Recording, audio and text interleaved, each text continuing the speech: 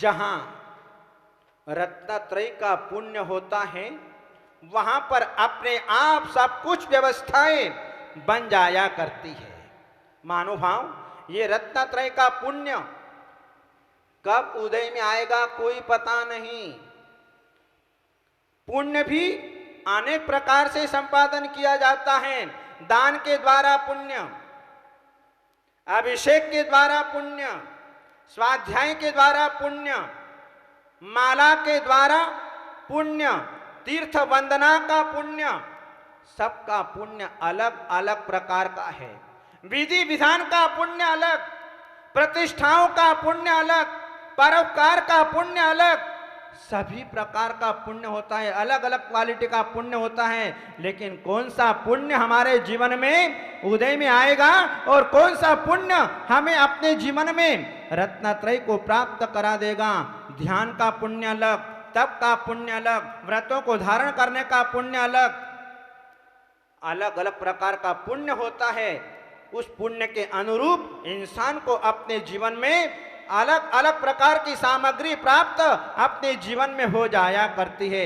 लेकिन वो पुण्य किसका कब उदय में आएगा कोई पता नहीं। किसी का बचपन में पुण्य उदय में आ जाएगा, किसी का जवानी में, किसी का किशोर अवस्था में, किसी का युवा अवस्था में, किसी का प्रौढ़ अवस्था में, किसी की वृद्धावस्था में और किसी का मरण के समय। न जाने कब कैसा पुण्य उदय में आएगा कोई पता नहीं। अपने को लगता है कि जो व्यक्ति कभी जीवन में परमात्मा के दर्शन करने के लिए नहीं आया और वह अंत में जाकर के दीक्षा लेकर के समाधि मरण कर लेता है। जो बालक अपनी छोटी उम्र में 8 वर्ष की उम्र में दीक्षा ग्रहण कर लेता है उसका पुण्य उस 8 वर्ष की उम्र में उदय में आ गया। जैसे कि हमारे भद्रबाहु स्वामी, जिन्होंने अपने जीवन में कपड़े तक नहीं पहने, जिनसेन आचार्य, कुंद स्वामी, इन्होंने 11 वर्ष की उम्र में दीक्षा ले ली। वो रत्नत्रय का पुण्य उनकी उस उम्र में उदय में आ गया और जो है कल्याण का मार्ग प्राप्त कर लिया। किसी का जवानी में पुण्य उदय में आता है, भगवान महावीर का जवानी में पुण्य उदय में आ गया और वर्तमान में आचार्य शांति सागर जी महाराज, वीर सागर जी, शिव सागर जी महाराज, आचार्य धर्म सागर जी महाराज, आचार्य अजित सागर जी महाराज, आचार्य वर्धमान सागर जी महाराज, आचार्य विद्या सागर जी महाराज, आर्यका ज्ञानमती माता जी, आर्यका सुपार्श्वती माता जी, कई साधु संत जो हैं युवा अवस्था में जो है उन्होंने अपने जीवन में संयम के मार्ग को प्राप्त कर लिया। उनका पुण्य उदय में आ गया। आदिनाथ भगवान का पुण्य उदय में कब आया? वृद्धावस्था में। यद्यपि तीर्थंकरों की वृद्धावस्था नहीं आती, लेकिन जीवन का बहुत भाग बीत गया, थोड़ा सा भाग शेष रहा और जो है भगवान आदिनाथ के जो है वह पुण्य कर्म उदय में आया। चारित्र मोनि कर्माक्षेपम हुआ, जिससे जो है वे अपने जीवन में वैरागी बन करके आत्म कल्याण को प्राप्त करके उन्होंने मोक्ष दशा को प्राप्त कर लिया। किन्हीं जीवों का पुण्य 50 साल की उम्र में, 60 साल की उम्र में पुण्य उदय में आ जाता है। इस प्रकार से जो है रत्नत्रय का पुण्य, आज जो हमारे द्वारा जो रत्नत्रय धारियों की सेवा की जाती है वो पुण्य हमारा उदय में जरूर आएगा। क्योंकि निर्ग्रंथ साधुओं की गई सेवा, देव शास्त्र गुरु के क्षेत्र में की गई सेवा वह कभी भी व्यर्थ नहीं जाती है। उसका फल जो है अपने जीवन में जरूर प्राप्त होता है। इसलिए हमें हर्ष द्रग चिद वृत्तादिशालिषु, हमें जो है दर्शन ज्ञान और चारित्र में अपने में भीतर हर्ष भाव धारण करना चाहिए।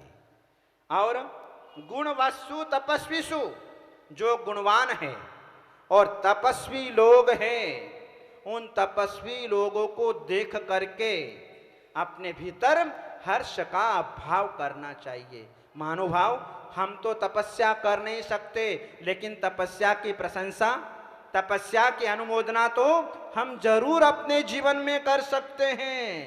क्योंकि जहां हम देखते हैं कि तपस्वी साधु संतों की जहां वैयावृत्ति होती है, जहां उनके अनुकूल व्यवस्थाएं जुटाई जाती हैं, जहां पर उनके तप के गुणों का बखान किया जाता है, जहां उनकी महिमा गाई जाती है, जहां उनका यशोगान किया जाता है, हमें जो है अपने जीवन में भी ऐसी शक्ति प्राप्त हो जाती है कि हम भी जो है एक दिन तपस्वी जरूर बन जाया करते हैं। आज वर्तमान में अनेकों साधु संत हैं जो अपने जीवन में तपस्या करते हैं। इस पंचम काल में भी, इस हीन सौनन में भी आज जो है अनेक साधु संत जो हैं वे तपस्या कर रहे हैं और अपने यहाँ पर भी बड़ी तपस्या।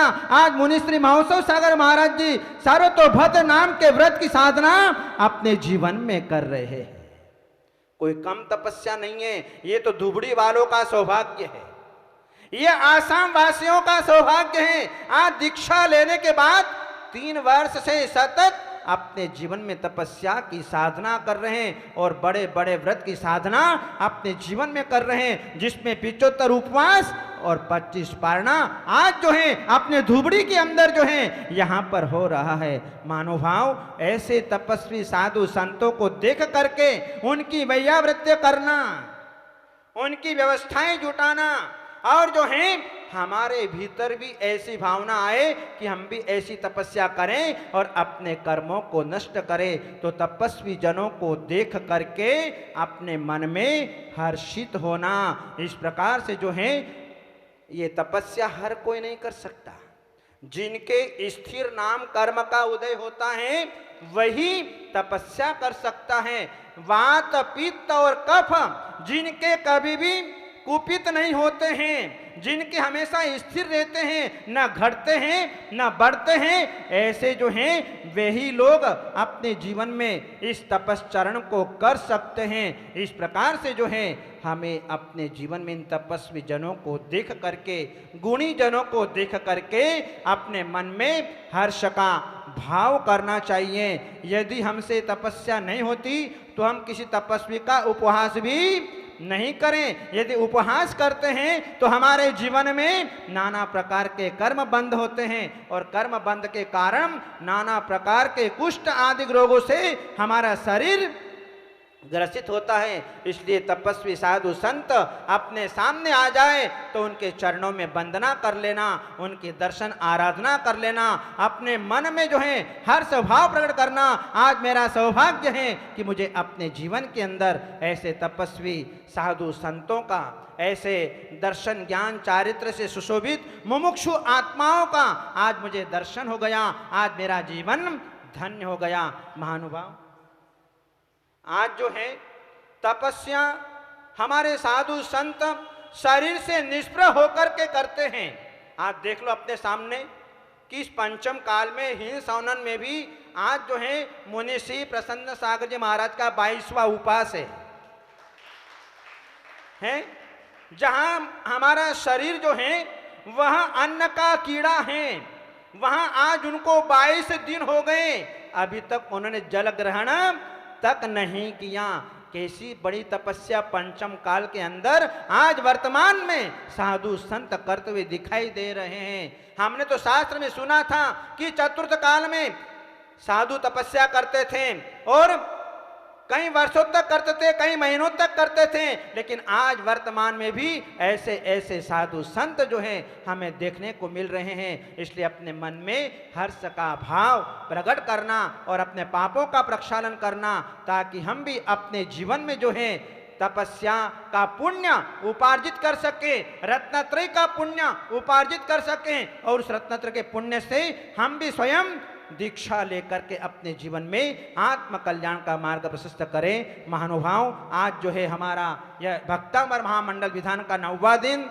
और जो है आज हमारे 2 परिवारों ने, एक तो हमारे इंद्रमल जी छाबड़ा परिवार और दूसरा जो है हमारे राजेश जैन रोहतक दिल्ली वालों ने जो है आज यहाँ पर विधान की आराधना संपन्न की है। आप सब लोगों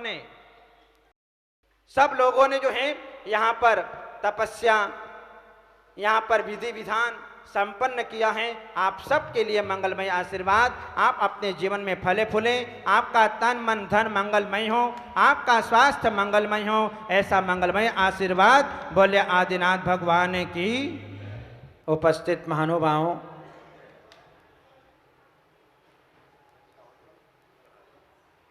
हमारे जैन धर्म का परम पावन ग्रंथ तत्वार्थ सूत्र ग्रंथ है, जिस ग्रंथ की रचना उमा स्वामी आचार्य देव ने की है।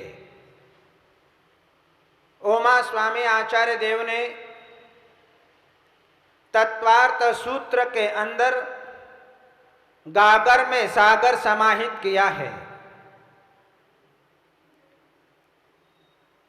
जो भव्य प्राणी अपने जीवन में तत्वार्थ सूत्र का वाचन करता है, उसका अर्थ बोध करता है, अपने जीवन में वह जैन सिद्धांत के आधे मर्म को समझ लिया करता है।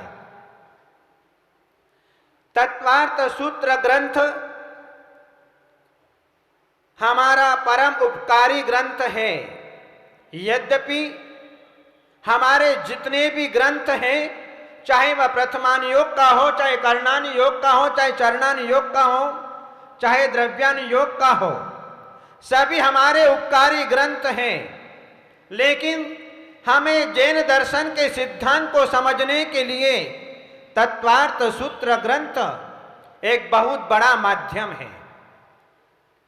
वर्तमान में हमें जितनी भी भौगोलिक अवस्थाएं दिखाई दे रही हैं, जितनी भी प्राकृतिक व्यवस्थाएं दिखाई दे रही हैं, जितने भी 7 तत्व संबंधी हमें जानकारी मिल रही है, हमें अपने जीवन में जो कर्मों की दशा का, कर्मों के आश्रय बंध का वर्णन हमें अपने जीवन में करने को, देखने को, उसके फल का अनुभव अपने जीवन के अंदर मिल रहा है, वह सब बातें हमारे उमा स्वामी आचार्य देव ने इस तत्वार्थ सूत्र ग्रंथ के अंदर गर्भित की है। जहां आज हम देखते हैं वर्तमान के परिप्रेक्ष्य को, उमा स्वामी आचार्य देव ने चतुर्थ अध्याय के अंदर ज्योतिषी देवों का वर्णन करते हुए कहा, ज्योतिष कहा सूर्या चंद्रमसौ ग्रह नक्षत्र पकृणक तारकाश्च। सूत्र नंबर 12 में उमा स्वामी आचार्य देव ने कहा कि हमारे ज्योतिषी देव सूर्य, चंद्रमा, ग्रह, नक्षत्र और तारे, ये हमारे ज्योतिषी देव हैं। ये ज्योतिषी देव इसलिए कहलाते हैं, इनके विमानों में ज्योति होती है, चमक होती है, और इन विमानों में रहने वाले जितने भी देव हैं, उनके भी जो हैं हर प्रकार की ज्योति उनमें दिखाई देती है। उनके वस्त्रों में, उनके मुकुट मालाओं में, उनके शरीर में हर प्रकार की चमक, हर प्रकार की ज्योति दिखाई देती है। इसलिए उनका नाम ज्योतिषी देव पड़ा है। इन ज्योतिषी देवों के कारण हमारे यहाँ पर दिन रात का विभाग हुआ करता है। तत्कृत काल विभागः, उन ज्योतिषी देवों के द्वारा काल का विभाग होता है। जहां काल का विभाग होता है, क्योंकि हमारे यहां पर निरंतर काल चक्र का परिवर्तन होता रहता है। उस काल चक्र के परिवर्तन में ज्योतिषी देव निमित्त हुआ करते हैं। ये प्रकृति की व्यवस्थाएं हैं। मानवभाव, हम देखते हैं हमारे जिन शासन में ग्रहों की व्यवस्था है, हम जिस धरती पर निवास कर रहे हैं, वह हमारी धरती चित्रा पृथ्वी है, चित्रा भूमि है। इस चित्रा भूमि से 790 योजन ऊपर जाकर के सबसे पहले ताराओं के विमान आते हैं। जो तारागण हमें रात्रि में आकाश में दिखाई देते हैं, लेकिन उनकी कांति हमारे तक इतनी नहीं पहुंच पाती। इसके बाद में 800 योजन पर जाकर के यहां से, इस मध्य लोक से 800 योजन ऊपर जाकर के सूर्य का विमान आता है। और जो है सूर्य का प्रकाश पूर्वांचल वासियों को सबसे पहले सूर्य की प्रथम किरण के रूप में मिला करता है। वह 800 योजन पर है और 880 योजन ऊपर जाकर के चंद्रमा का विमान है।